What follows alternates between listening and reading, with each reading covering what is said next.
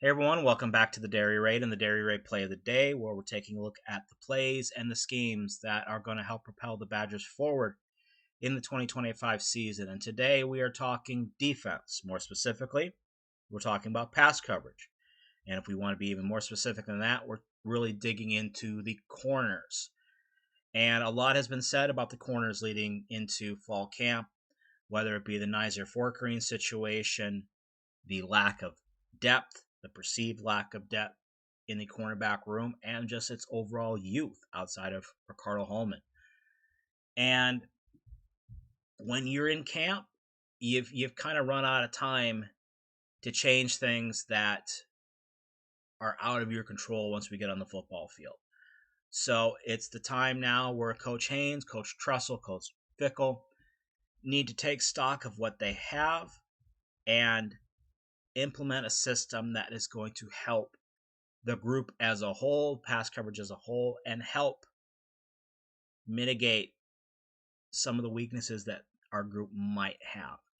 And it all starts with the fact that we have Ricardo Hallman on the other side of the field. So what we're going to do here is we're going to get into huddle, and we are going to take a look at pass coverage in general for the Badgers, and then what we can do differently here in the 2025 season to make things a little bit easier for the defense. All right, so I have it set up here in a basic 2x2 formation with a attached wing tight end. And let's talk a little bit about how the Badgers secondary sets up their defense, okay, or their positioning.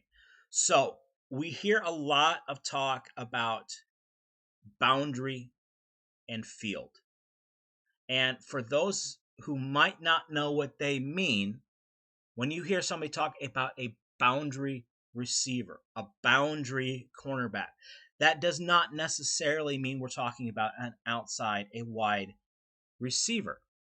What we're talking about is a player who's aligned to the boundary. And in football terms, the boundary is essentially the short side of the field, or the defensive pass, or the offensive pass weak side of the formation. If you come out in a balanced look, the defense will always have a default to which side is the field and which side is the boundary. Okay. In the Badgers defense, Ricardo Hallman is that field side corner. He is the corner who's going to play in the most space, and he is the corner who is most likely going to be locked in man-to-man coverage with that number one receiver to the field side. And why this overall is going to help the Badgers in coverage is what we're hoping in the 2025 season. We saw it last year where people just didn't really throw at Ricardo that much. And so what you're doing is you're creating an island, and then we have the rest of the defense to cover the other 3 to 4 eligible receivers on the other side of the field. And just right there, if we can get back to the Rico Island situation where Rico can just play out there on the field and just run man-to-man with that guy on the outside, we're going to be in pretty good shape. Now, I also find it interesting that so far this spring, we've been hearing a lot about Cairo Skanes working as that field corner, not only in situations where they're giving Rico rest for little injuries, but also veteran rest, I guess you would say, with that. But I think it is important for them to have a second field corner ready to go who understands the role of the field corner in our pass coverage scheme. The reason why I say that is that could allow Rico to start traveling with a number one receiver if they so deemed it necessary in the coverage. And if you don't have a guy who can sit in the field side and play that spot, whether it be man or zone, Rico has to stay there regardless of the receiver. He has to stay because he fits the scheme. He fits where a person needs to be in that coverage. So getting Cairo Skanes ready, one, that could mean you could have a field corner for the next 2 to 3 years after this, but it allows Rico to travel. And what also helps, again, with having Rico in that position is we can scheme to cover the rest of the field and leave him on the island. So what we're going to do here, we're going to start from Rico over here, and we're going to work our way across, and then we're going to talk about how we're going to fix with this coverage. So another kind of revelation this spring has been the ability of Jameer Latimer here at the nickel spot, both as in coverage, but also getting involved in the run game and in the blitzing game. So what this is really telling me is you're not going to see as much man-to-man coverage with this nickel position as maybe we were used to, especially when we had RJ Delancey and Jason Maitre, the real cornerback types playing this spot. Austin Brown, when he was there, he would run some man coverage too, but he's a safety. He's a guy who should be playing down low. And what we would end up get a situation is running some kind of high-low zone between the two of them.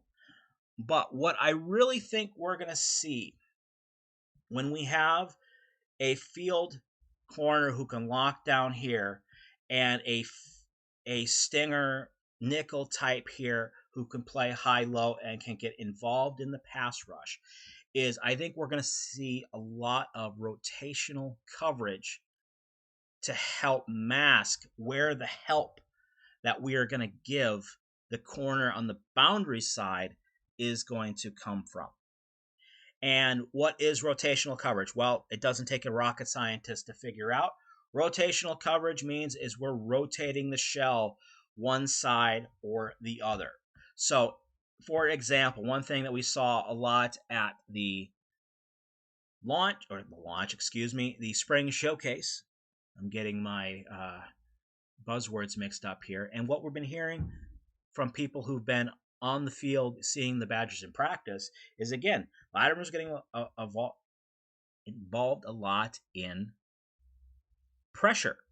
So when he comes off the edge, obviously we have to adjust the coverage and help us get in position to make sure that that slot doesn't give us problems, right?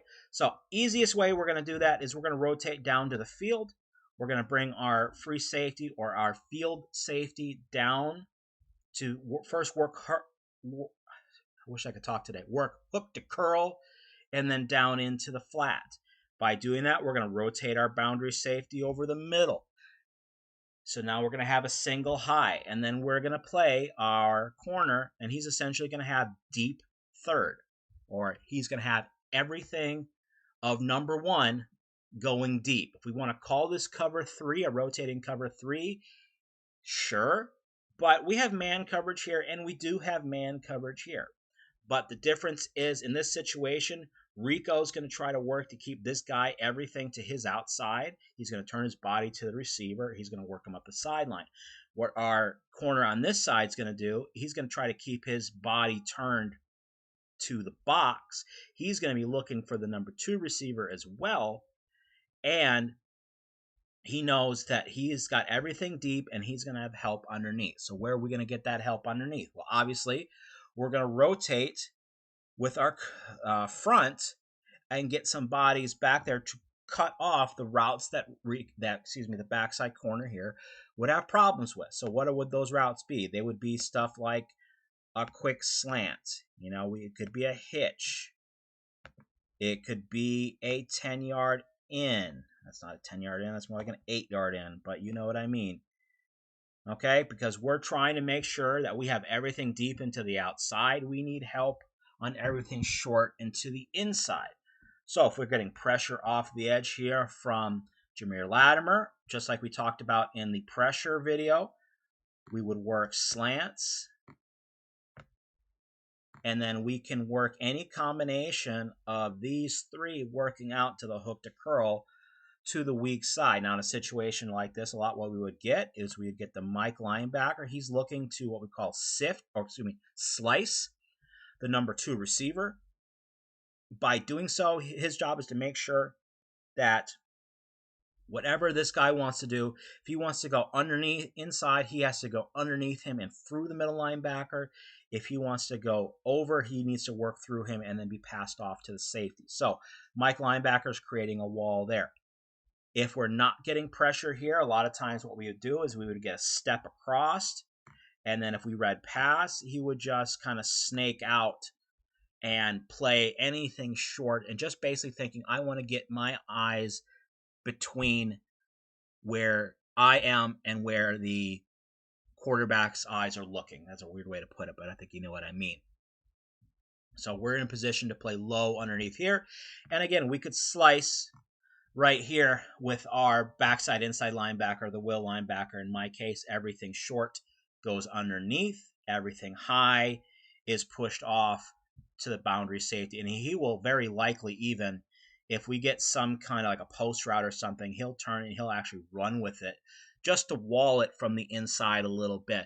And again, you'd be thinking a linebacker on a wide receiver, a quarterback's going to take that all day. But a good quarterback is going to be taught that I'm not going to throw over a flat defender to put a ball in place, because essentially this is going to be a double team. And what you're going to end up getting is he would want to overthrow it if he's going to throw it. If he does that, you're playing into the deep playing corner. If he underthrows it, you throw it right into the linebacker and you put him into coverage. So just right here, this is one simple way where we can still play man, quote unquote, coverage on this number one receiver to the weak side, but we have help. And by having help, that just makes it that much simpler and just allows these corners to do what they're good at. All right. Another thing that we could do too, and I think we're just going to see this a lot more this year, is straight up zone coverage. And we would a lot of times I think we're going to see a lot of quarters, which is going to be cover 4. So cover 4, not quarters. Quarters and cover 4 are two different things. Cover 4. And we could also get a situation where we are playing quarters. The difference between cover 4, which is 4 deep and zone underneath, and quarters is pattern matching, where we're going to be reading this number one receiver. And the idea is we are going to have, we'll look on this side first. If we get anything above whatever the landmark is, corner is going to take him. He's going to run with him. Anything short, we are going to pass him off to either the nickel, outside linebacker, whoever. It depends on the formation. And then the corner is going to pick up the number 2 receiver. This is going to help a lot in a situation where teams will run in breaking routes and run like a wheel or something behind. And we're in a situation where we could take both the double vert and the high-low with one player. And we could get in a situation where, again, this free safety is going to be reading the release of number 2. Number 2 goes vertical. We're going anyways. We're going to get a situation where we're going to get a double team on any vertical route. So quarters would be an idea. Another idea would be palms coverage, which is a variation of cover 2. To the untrained eye, it looks a little bit more like cover 2, and we would see palms a little bit more against more spread out formations. And again, we're going to use this defensive package here to begin with, where our corner and our boundary safety are reading this number 2 receiver. This number 2 receiver does anything underneath the landmark, and again, the landmark could be 5 yards, it could be 7 yards, whatever. The corner is going to jump that. So let's say we get a quick out. The corner would jump that, and then the boundary safety would take over the top over here. If we get anything vertical by number 2, boundary safety is going to take that, and corner has got everybody right here. And then our will linebacker or our nickel linebacker, anybody here, again, is going to create that wall to help guard across from anything coming to the inside. So right there, very simple options in coverage that are going to help our young boundary corners. Another really big thing that's going to help our cornerback room this year is the fact that we are going to get pressure on the quarterback. from the front seven. Not just having to blitz, but actually getting defenders in the box that can create pressure, that can put us in situations where we're going to get the ball out quicker, and it's going to help our DBs keep everything underneath. Something we didn't get last year, something we didn't get much of the year before. And with what we're hearing with the changes in the scheme this year, I think we're going to be in a really good situation where we're going to start getting good pressure from the box. And then when you start bringing layered pressure from the outside, that's when you create situations where you can create turnovers. And we've been hearing a lot of great things from these young corners in terms of creating turnovers from Skanes, Scott, Washington, and Agard. Sorry. So to me, that sounds positive. Obviously, we're young. We're going to make mistakes. But when you have kids who they might be young, but they spend their entire time growing up within the system, they mature fast. And that's what we need. In a situation like this season, if we can get through this season without any major injuries and beat who we're supposed to beat and be competitive against the teams that we're not, and we get those kids to buy into the system, buy into the culture, if you will, then we're in a pretty good position for the future.